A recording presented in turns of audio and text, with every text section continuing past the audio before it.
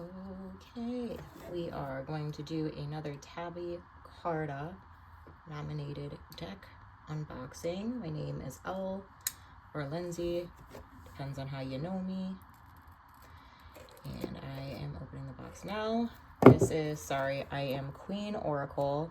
I cannot pronounce this creator's name. And it's just one name, so I'm thinking they created the deck and also did the art for it from the Queen of Trying to Keep It Together, of the Queen of Taking on the World. Many others, each card in this deck holds insight to ponder. Stronger, whimsical, radiant aura. Outie? OT?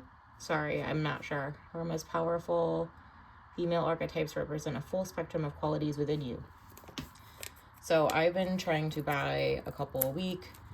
I have decided that I'm only going to start buying the ones that I think there's a chance of me connecting with and wanting to keep, seeing as it does get very expensive. Now that I'm seeing like all these nominations coming out almost every day, I'm like, well.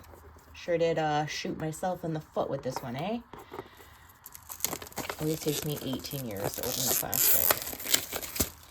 This is one that I'm excited about. That's what I did this week. I was like, okay, there are a few more that I feel I could actually connect with. There are some that I won't be purchasing, such as Your First Tarot. That just doesn't appeal to me because I'm a seasoned reader. The Felt Tarot, I think it's called, or Craft Felt. I can't remember which of the two. Just not my style. Those are just two examples, and I know if I buy them, it's going to be, I don't want to say money wasted because I would do a giveaway, but I did just do one. I drew the winner right before I started recording this. So it's not money wasted, but you know what I mean, right? So, and that person who won just wrote me, so cool. I was getting nervous. I was like, what if, like, whoever wins doesn't write me back? All right, it's a 2-piece box. Again, there's a little peek at the cards. I'm looking at the book. Now, I'm not huge on guidebooks when it comes to tarot unless the deck very much deviates from the typical Rider-Waite-Smith standard or system, I meant to say. However, with oracles, I feel like the deck should be somewhat juicy, somewhat thick. So we have card spreads. We have the intro or prologue or what have you. We have spreads. And now we have the cards. And I don't mind it being straight to the point, right? So I'm going to read one. Queen of Insecurity.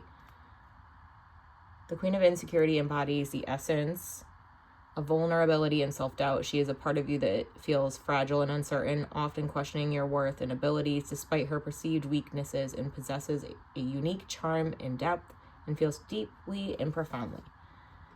Finding her within.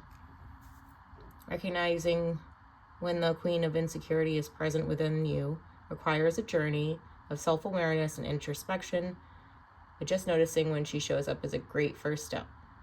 By exploring your inner landscape and acknowledging your fears and insecurities, you can uncover even the subtle nuances of her presence.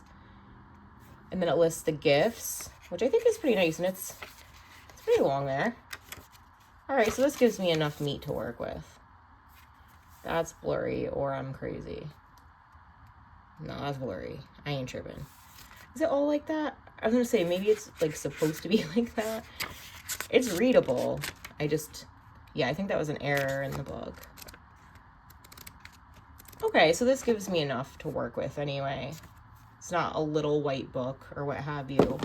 Because, I mean, if you're watching this, you may or may not know that tarot, for the most part, once you learn one deck, you're fluent in most decks, unless they have a different system like Thoth. Oracles all have different systems, but all right, let me look at the cards. The backs are very pretty. So this is a matte feel to it, but there is some shine. So it does have a coat. Very sturdy stock. And the edging is beautiful. It's gold and holographic. Yeah. Queen of letting life more through. Did I even show that first one well? Sorry about that. I like the abstract art.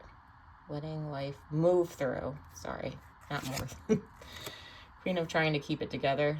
Same, babe. Same. Queen of tenderness. Queen of breaking the spell. I really like this card.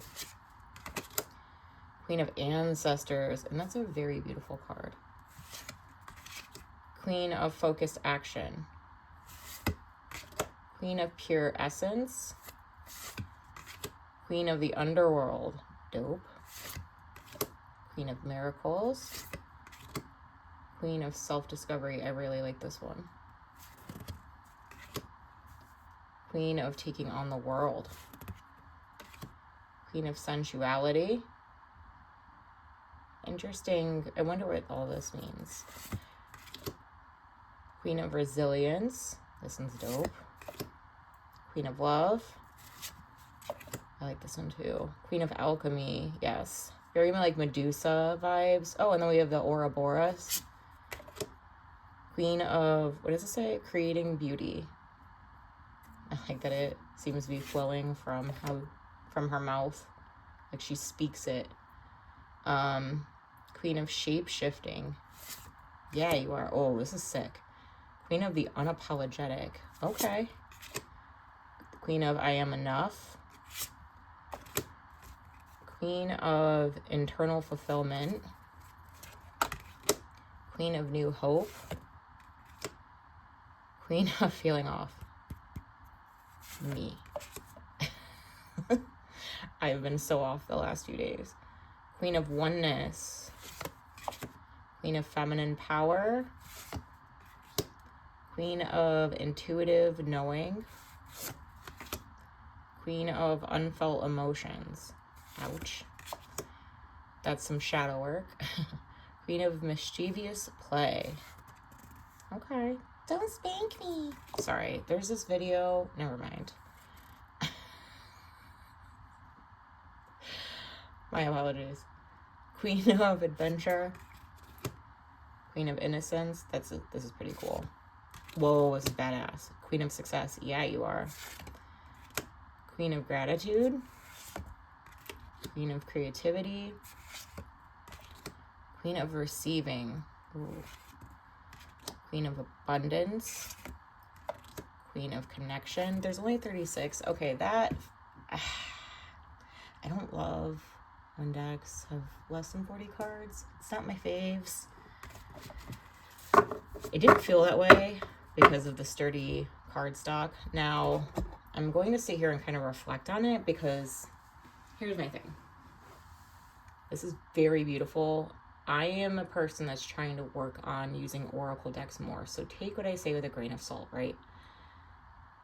I use them more for tone as significator cards.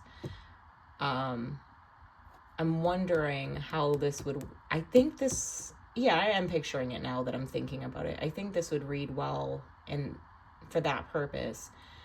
In my group, I was asking people if they use tarot or oracle more. Somebody said they use these not as a significator card, but as to clarify. Like they pull the tarot first and then pull an oracle deck. I can see that working for that as well. So I'm going to be honest. Though I admire the shit out of this, I'm not feeling like super pulled to it like I thought I was going to. I was like, yes, queen, like I'm gonna like totally love this. And I'm going to read with it off camera because I don't have enough space here. I have to eventually set this up better. I'm eventually gonna read with this quick and mix it with tarot, see how I feel. And unless something pulls me in the other direction, this will probably end up in a giveaway. Some of these are really beautiful, like this and this. So I hope I'm swayed the other way. And I have bought decks that have less than 40 cards and ended up connecting with them really well. One being Witches of Legend, which I think I did a quiet flip through on here. I don't put silent because I don't know how to turn the sound up. I don't know how to edit for shit. I hope I'm wrong about this one, because I don't know, the more I'm thinking about the imagery, I'm like, no, Lindsay, like, you love this. So I hope I do. But I can see why it was nominated. It's very empowering. Let's go. I'll focus on that. I can see. Sorry. I can see why it was nominated. It's very different. It's very unique. It's very empowering. I like it. It may or it may not end up in a giveaway, to be determined. And I am going to record Seasons of a Witch, the winter one, I think. Yeah. Winter Tarot here in a minute. I've been eyeing those decks. Anyway, I'll stop blabbering. I will see you on the next one.